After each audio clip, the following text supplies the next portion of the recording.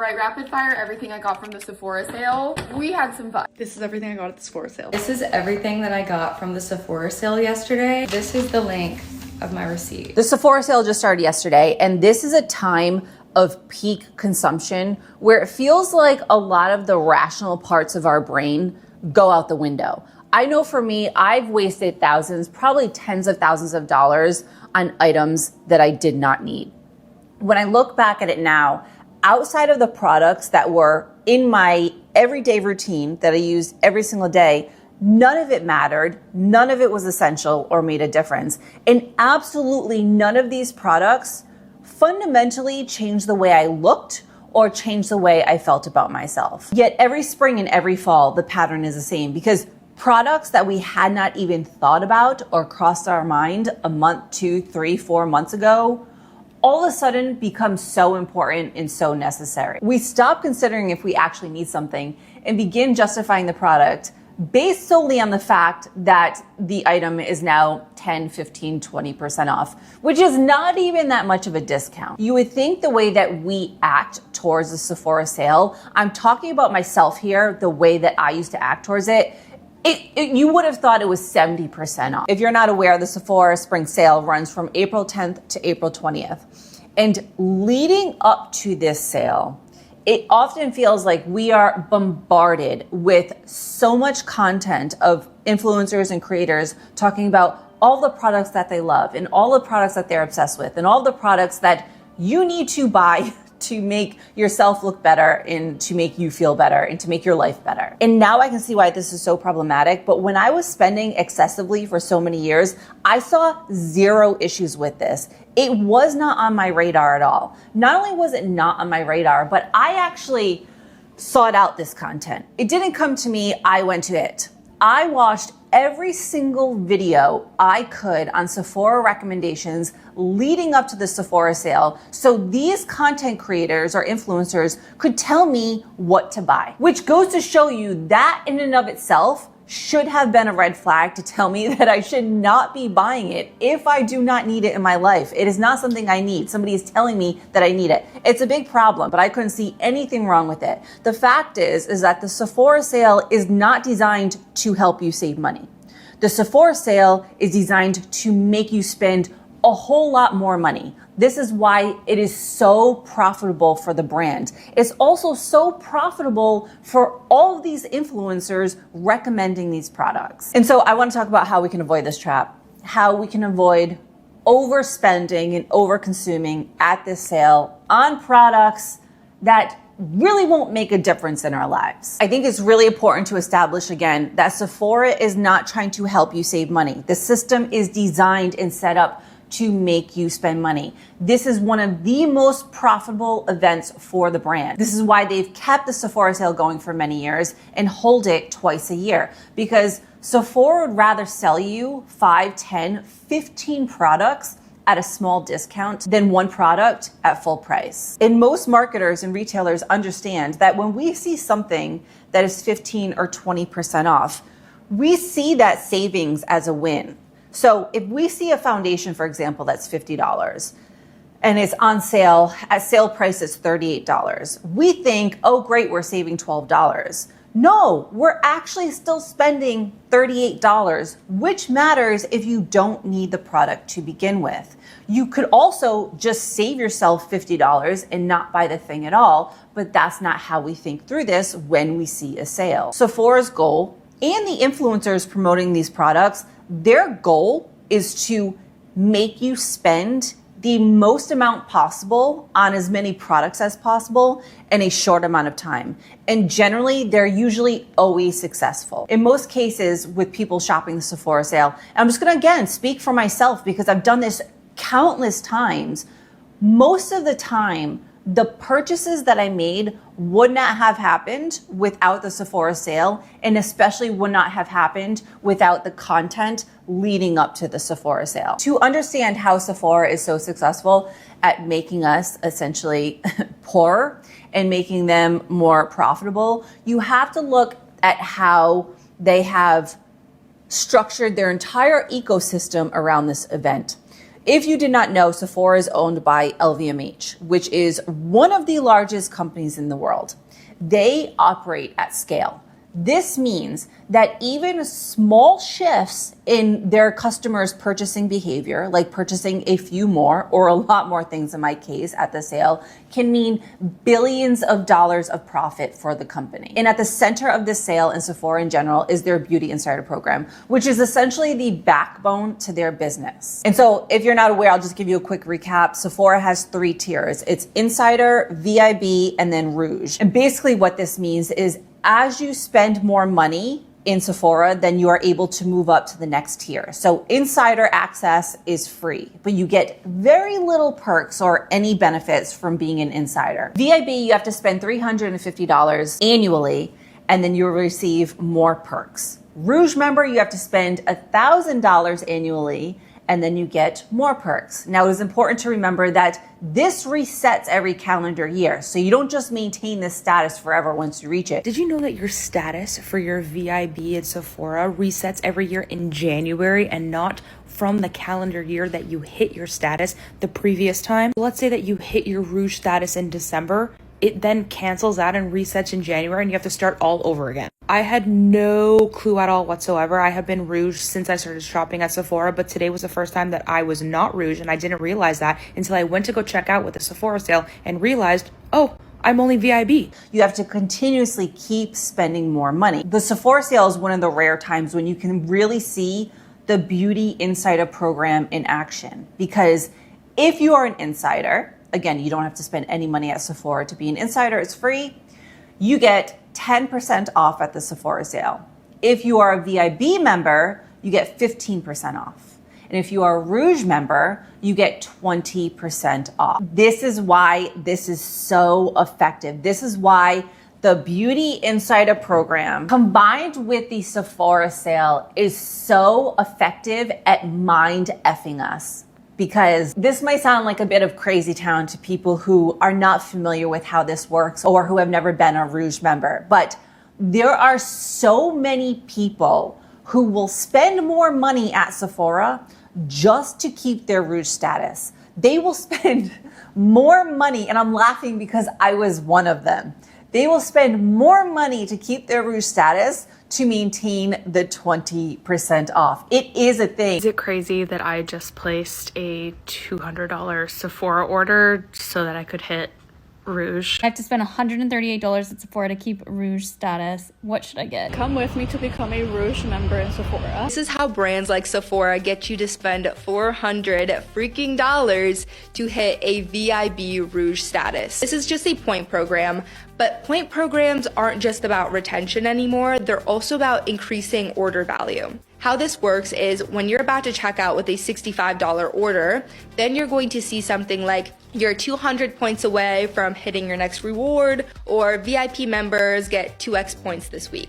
Suddenly you're doing math. If I spend $35 more, I unlock the reward. Or if I just buy now, I get double points. And you've just added another product. To be honest, when I lost my Rouge status because I was Rouge for forever, spending $1,000 at Sephora was so easy for me in the past.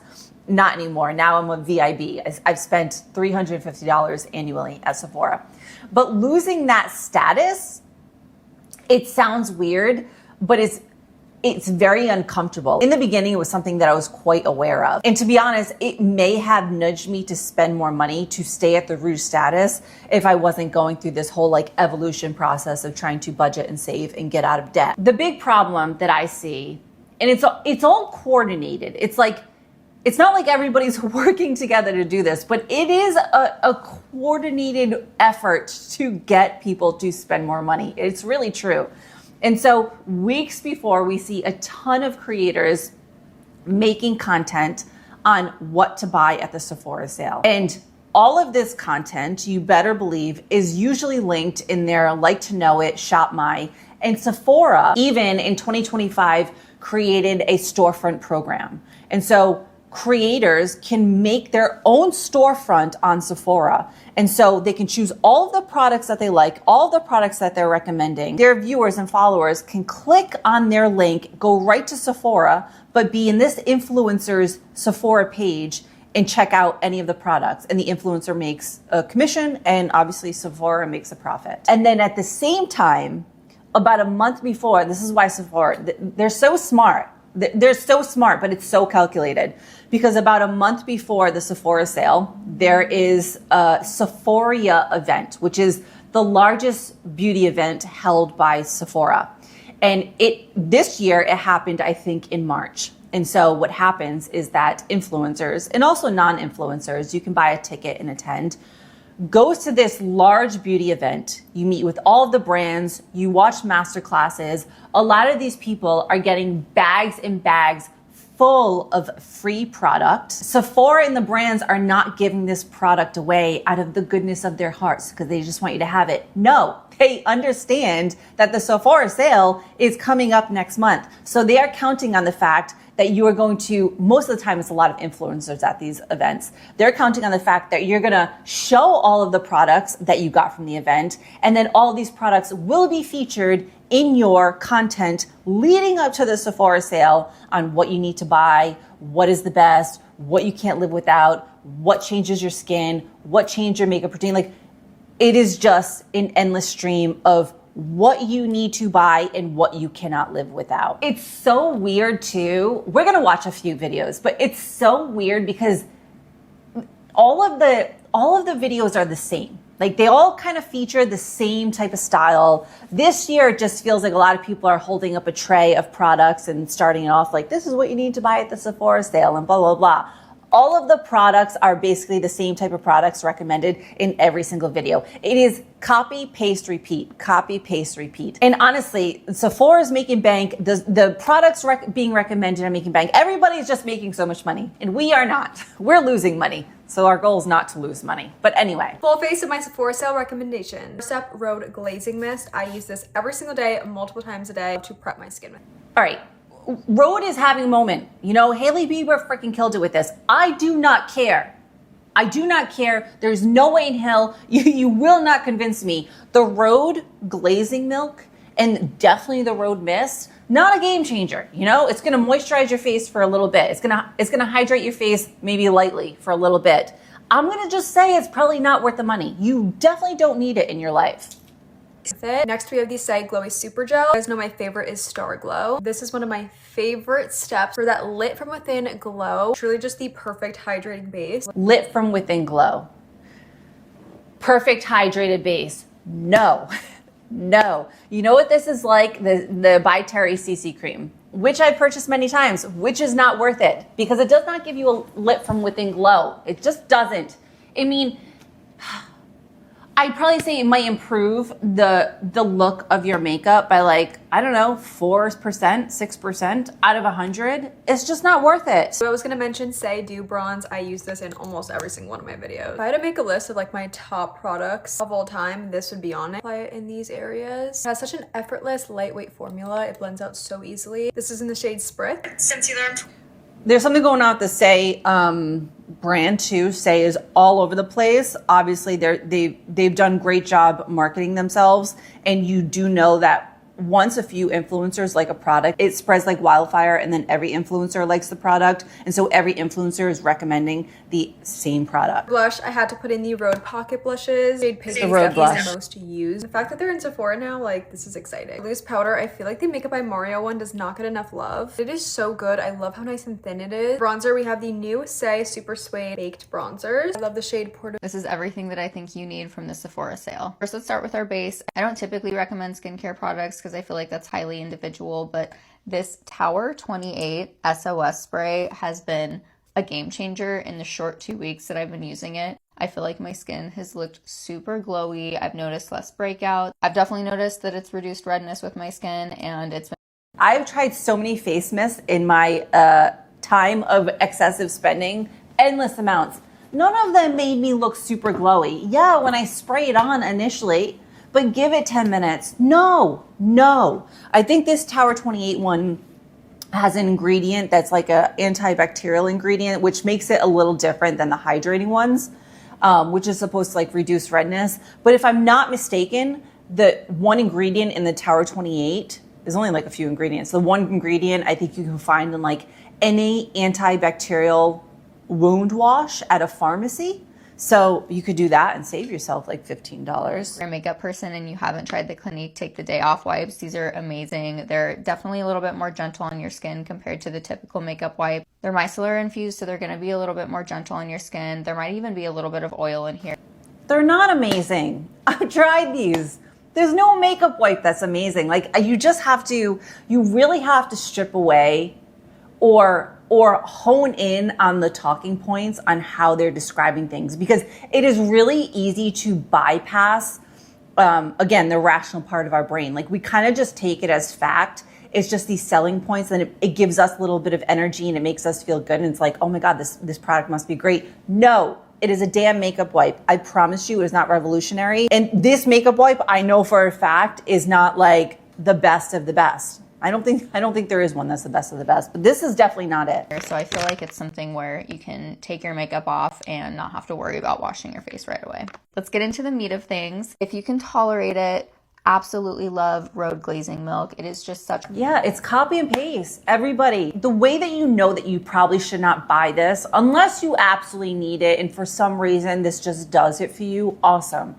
But the way that you know in general you probably should not buy it, because every influencer is talking about it. And if everybody is talking about it, they're only talking about it because everybody else is saying it's great. And I'm not even saying she's lying or anybody else is lying. I think that we are convincing ourselves that it is way better than it actually is, because everybody is glorifying these products by Rhode, by Say, and any of the other brands.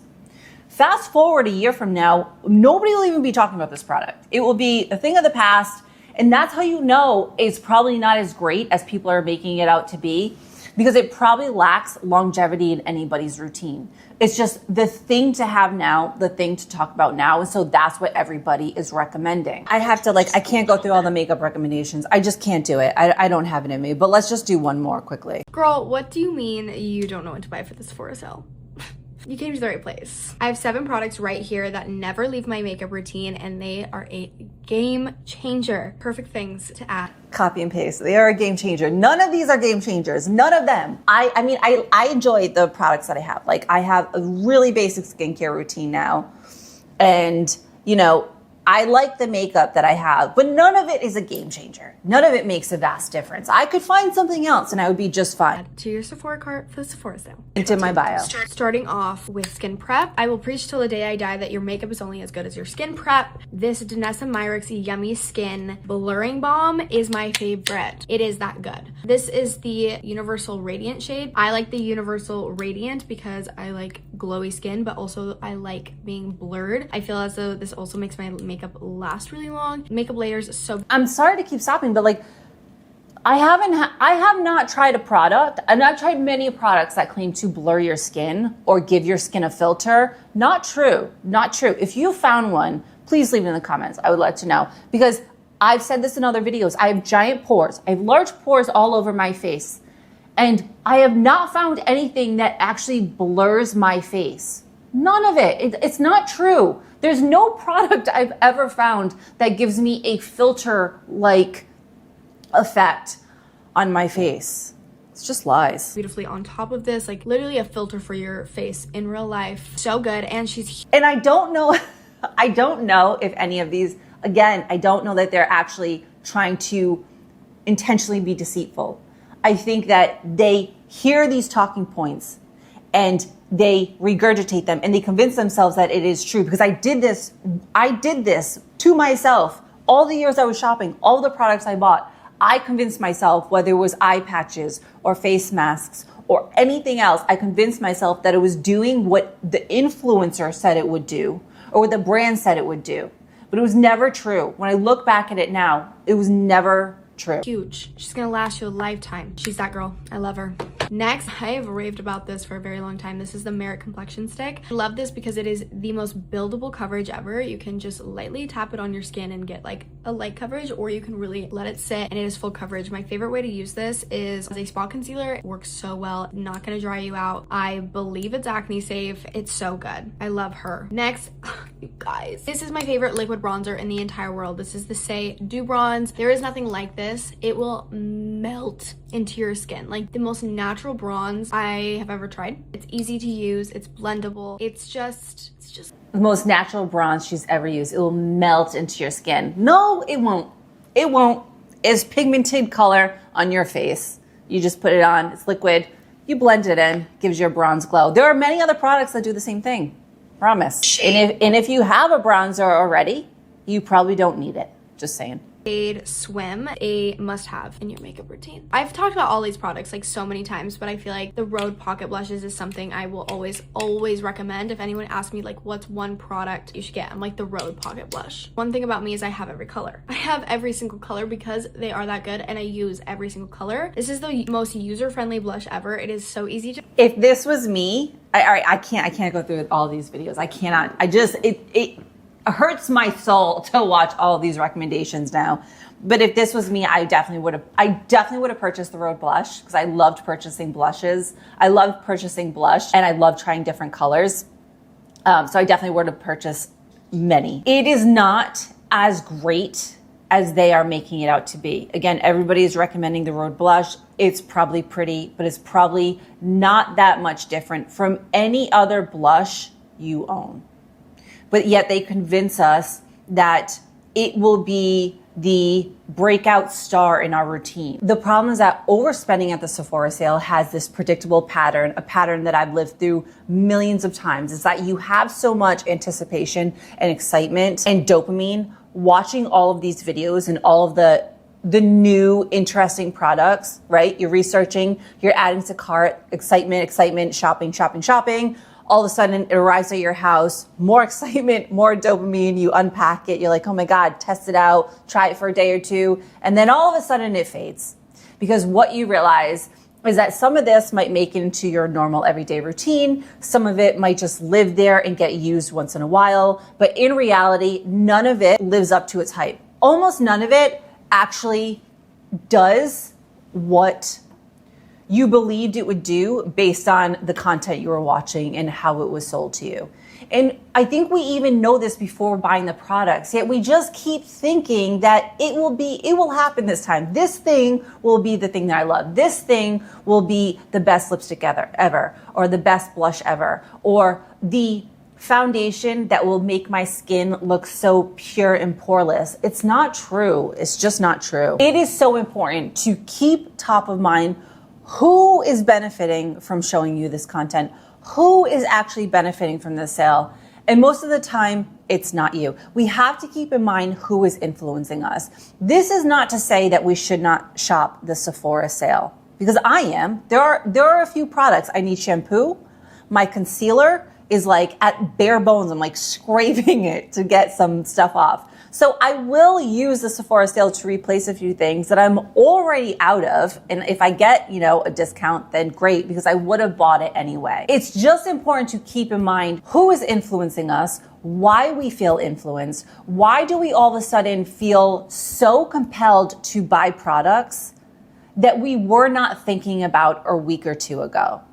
If they were so essential in our lives, then we would not have needed 10 TikTok or Instagram videos or YouTube videos or a sale to get us to buy the thing. I'm making this video because this was not something, it sounds so simple now. It sounds so obvious and straightforward. Like, yeah, obviously they're benefiting. Obviously you don't need a lot of these products. Obviously just buy the things that are already in your routine that you're out of or almost will be out of, but don't overconsume. It sounds so obvious, but it was not in my brain. It was not something I even considered. I did not think I was being persuaded. I did not think I was being influenced or marketed to. This just felt like the norm for me, but it's not the norm. And so if you are compelled to buy something at the Sephora sale, okay, great, because it is on sale. But just ask yourself, would you buy this thing if it was not on sale? If yes, great. If no, maybe don't buy it. Or if you want to buy something, are you buying it because it's a newer, slightly different version of something you already have? Like, for example, if you have a blush, let's say like it's a warmer tone blush, and then you see the Rhode blush and you're like, oh, that's pretty, and maybe it's like a brighter pink. Is that going to make a fundamental difference in your makeup, the way that you look to yourself and you look to others? Will it change how you feel about yourself? The difference between different shades of blush on your face? Probably not. So if you already have a blush, keep your blush, use it until the end, and then go on and try a new one. But if you're out and you need a blush, fine, buy it at the Sephora sale. And what I'm doing, and feel free to steal this because I did not make this up, but what I'm doing is that when I'm buying something that is not a necessity now and going forward, I've been doing this for a little while now, I'm putting the same amount of money into a savings account. And so if I buy something that is not a need for me, it's just a nice to have, let's say it's $50, I'll also put $50 in my savings account. Just to hold myself accountable, because if you can't buy two, you probably shouldn't be buying one. And so I would really love to know, are you somebody who generally spends a lot more at the Sephora sale? I actually genuinely want to know, what is your reasoning for buying things that you don't actually need, like the nice to haves? Because I know for me, I always felt like it would improve my appearance. Like I always felt like I would see a significant difference in my appearance, an improvement in my confidence. Like 9 times out of 10, that was it. And 9 times out of 10, it failed every time. And I just kept trying, but it just never worked. So I would love to know your thoughts on the Sephora sale if you're gonna buy something. And just remember that you probably work really hard for your money. You probably work damn hard. And so your goal is to keep as much money as possible and not give it to Sephora, LVMH, or an influencer. Okay. Thank you so much for watching. I'll see you in the next one. Okay, thanks.